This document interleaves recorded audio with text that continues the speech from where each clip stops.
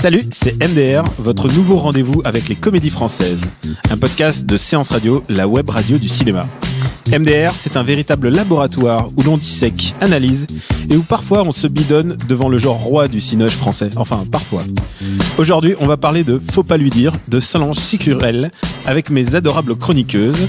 Virginie Adan, bonjour. Bonjour. Et Amandine Schmitt. Bonjour. MDR, c'est parti.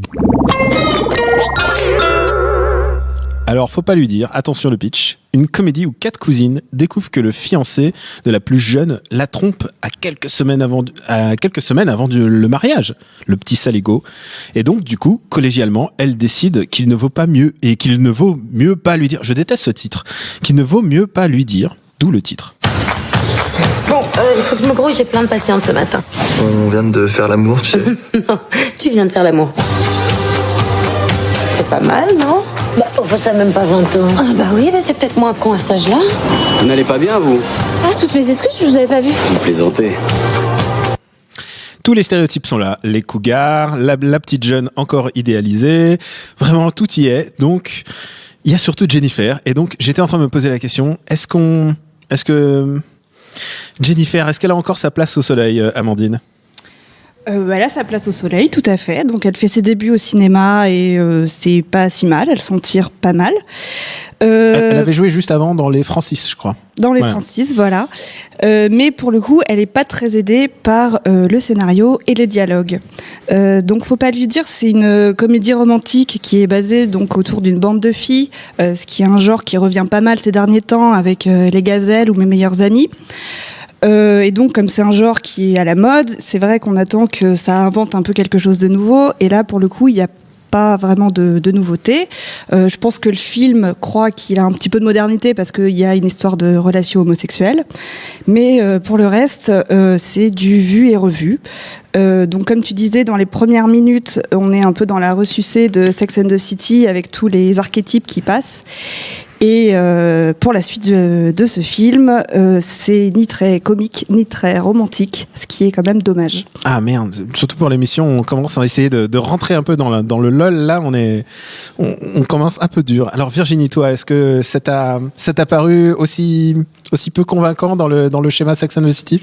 Oui, très peu convaincant. Alors, effectivement, en général, on attend peut-être un petit peu un twist. Donc là, le seul twist, ce serait que c'est en Belgique, peut-être, mais bon, c'est quand même un petit peu maigre. On est vraiment, effectivement, on est vraiment dans le stéréotype d'un genre dont on pensait être un peu sorti en fait depuis quelque temps. Enfin, les clichés sur les femmes sont tous alignés. Donc effectivement, il y a la cougar, il y a la jeune ingénue, il y a la working girl, celle qui déteste parce que son mari est trop gentil, donc qui préfère le tromper. Donc déjà, ça c'est le premier problème. On a l'impression d'être vraiment au stade anal de la comédie de filles, et jeu de mots intentionnel évidemment. Par ailleurs, l'autre problème, c'est que les personnages sont furieusement tous antipathiques, moi je trouve. C'est-à-dire que à un moment, voilà, le scénario part du principe, notre amie est en train de se faire tromper par son mec, elle va se marier dans quelques semaines. Je pense que la bonne idée, ce serait de pas lui dire pour qu'elle se marie quand même avec ce type qui, de toute évidence, va la faire souffrir. Dans quel monde? Enfin, il y a un truc qui, dès le départ, fonctionne pas, et je pense que toutes les décisions des personnages, des protagonistes de ce film sont complètement contre-intuitives et les rendent assez antipathiques finalement en fait. Et c'est ça le pire en fait, c'est que ce personnage de Marie Volage en plus se redécouvre une sexualité avec un monsieur. C'est ça le truc, ouais. C'est qu'en plus il y a un petit vraiment une métaphore homosexuelle vraiment filée, parce qu'on se voit vraiment pas vraiment se faire de bisous, mais il débarque chez lui pendant la nuit et tout ça pour bien appuyer le fait qu'il est méchant. Et donc du coup Ariel Mallet a vraiment un sale rôle à jouer, n'est-ce pas Amandine?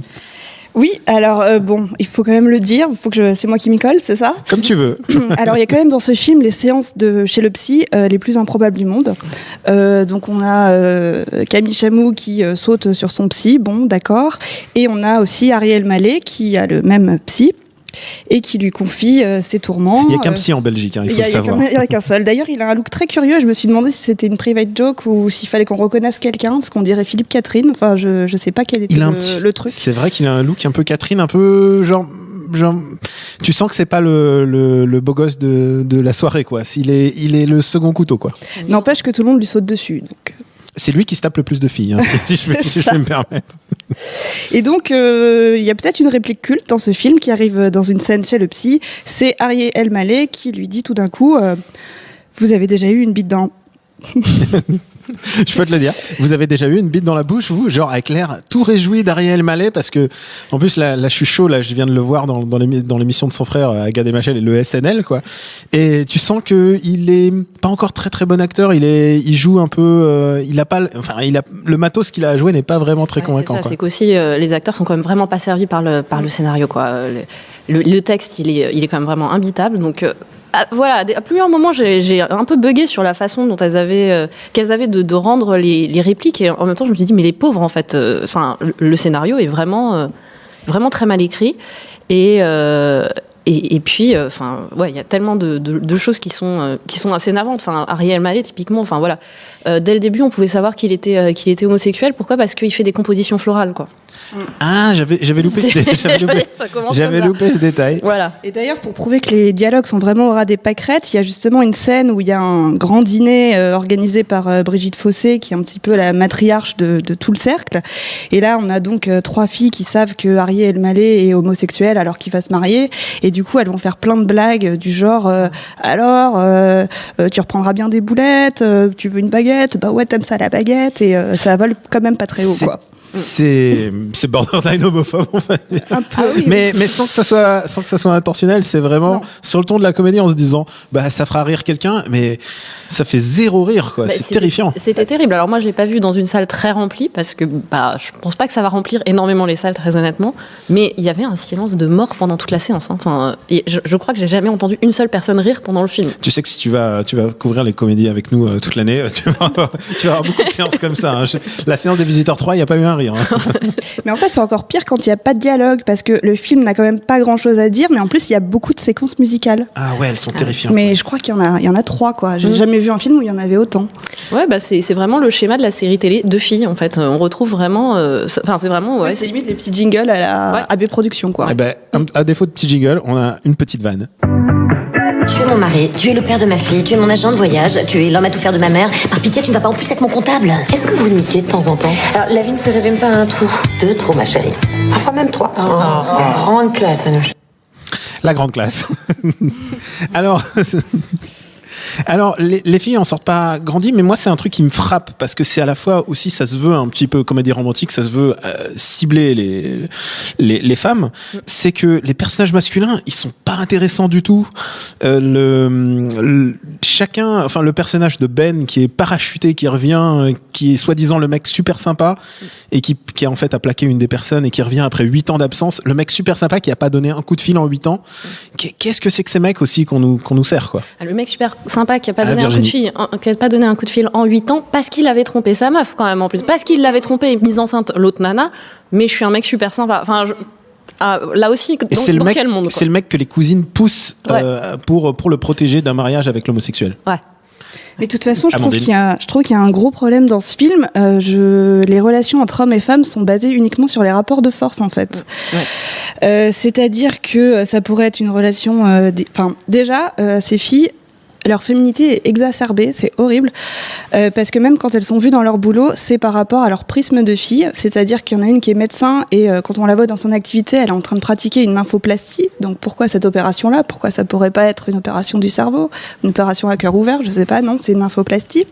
Il y en a une autre, donc Jennifer, qui est avocate dans le film, quand elle plaide, elle est en train de se mettre du vernis à ongles et c'est très agressif, quoi. Je sais pas pourquoi on montre autant que c'est des femmes. Et son argumentaire était de se rendre la plus antipathique le plus vite possible. Voilà, et en tout cas, elle réussit, mais je n'ai jamais vu un avocat plaider comme ça, en tout cas. Peut-être en Belgique, je sais pas, je connais pas le système judiciaire. Voilà, c'est lié à ça. Non, et donc, tous les conflits sont résolus à la fin quand le rapport de force est gagné, en fait. C'est-à-dire que, par exemple, Camille Chamou trompe son mari. Et c'est que au moment où lui a compris qu'elle la trompe et qu'il va lui prouver par A plus B, par plein de petits stratagèmes, qu'il a compris que donc lui, c'est un mec bien parce que lui il l'a pas trompé, en plus il a compris, il l'a déjoué. Là, la relation est réglée et ils restent ensemble. Pourquoi ? Alors que visiblement, elle a pas l'air satisfaite au début. Non. Ouais, c'est ça. Non. Mais moi, il y a quand même le mystère Jennifer qui plane. Je sais pas si elle va continuer une carrière dans la comédie parce que visiblement c'est pas son registre encore. Tu sens que les trois filles, par contre, elles sont au Dakar, quoi. Elles donnent tout ce qu'elles ont pour le texte. On sent qu'elles sont assez enthousiastes quand même, mais c'est vrai qu'elles sont pas servies. Elles sont vraiment pas servies par les dialogues, mais on sent que Jennifer, oui, elle a un certain enthousiasme, une certaine fraîcheur. Elle a l'air d'être contente d'être là, quoi. Mais bon, ça reste assez limité quand même. Hein. Bon, j'ai l'impression que vous avez pas aimé. On va faire le petit vote MDR. Amandine, tu recommandes cette comédie à quelqu'un ? Non, je ne la recommanderais pas au cinéma. Je pense que pour une soirée téléfilm, ça passe. Virginie ? Alors en plus, j'ai pas de pass UGC, donc j'ai payé ma place. Oh merde. C'est toi la victime. C'est moi la victime, c'était dur. Je pense que même à la télé, je préfère regarder une rediffusion de Clara Scheller. Donc on en est là. Donc non, je le recommanderais pas. Mais je préfère carrément regarder Clara Scheller, en fait. Et surtout parce que le mec était vraiment plus intéressant, quoi. Ouais. Il y avait vraiment un truc où là tu passes 2 heures à regarder des pauvres dudes, quoi. Ils sont pathétiques, en fait.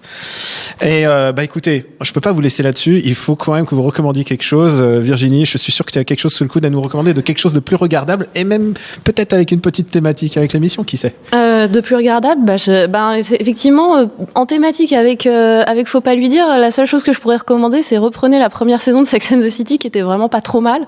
Elle était plus que pas trop mal. Exactement, parce qu'elle restait un peu dans l'esprit du livre de départ de Candace Bushnell, qui était vraiment une étude de mœurs réellement. La première saison, on a vraiment ce truc de interview de femmes dans New York, un peu sur le schéma aussi qu'on avait pu voir dans Quand Harry rencontre Sally, on a les interviews des couples, comment ils se sont rencontrés et tout, et où donc du coup on voit un peu vraiment les mœurs sexuelles et intimes des New-Yorkaises actives, qui ont l'air d'être vraiment des vraies femmes qui sont dans la vie active, pas je gagne un procès en vernissant les ongles.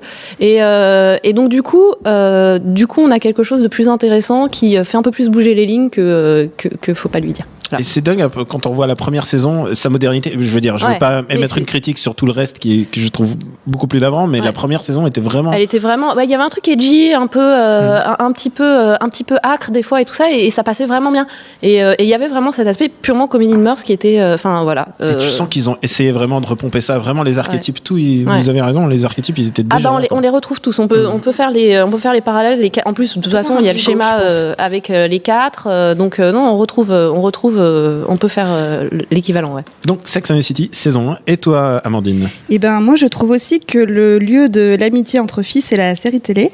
Donc, je voulais recommander Insecure, qui est une série où on retrouve aussi 4 copines.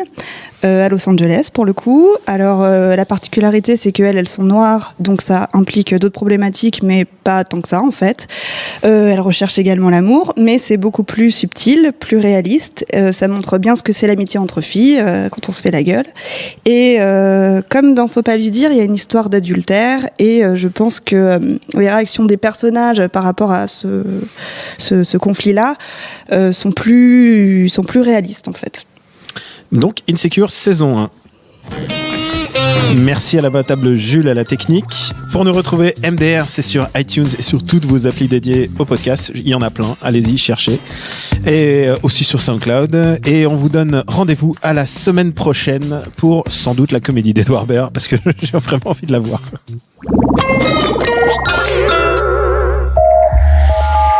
Bonjour, c'est Betty Mourao et on se retrouve tous les jours sur Séance Radio pour la séance live. L'actu ciné, le coup de cœur des blogueurs, les invités cinéma. Eh bien, le meilleur de l'émission est disponible tous les jours en podcast sur iTunes, sur SoundCloud, sur tous les autres agrégateurs et bien sûr sur le site de Séance Radio à partager à volonté.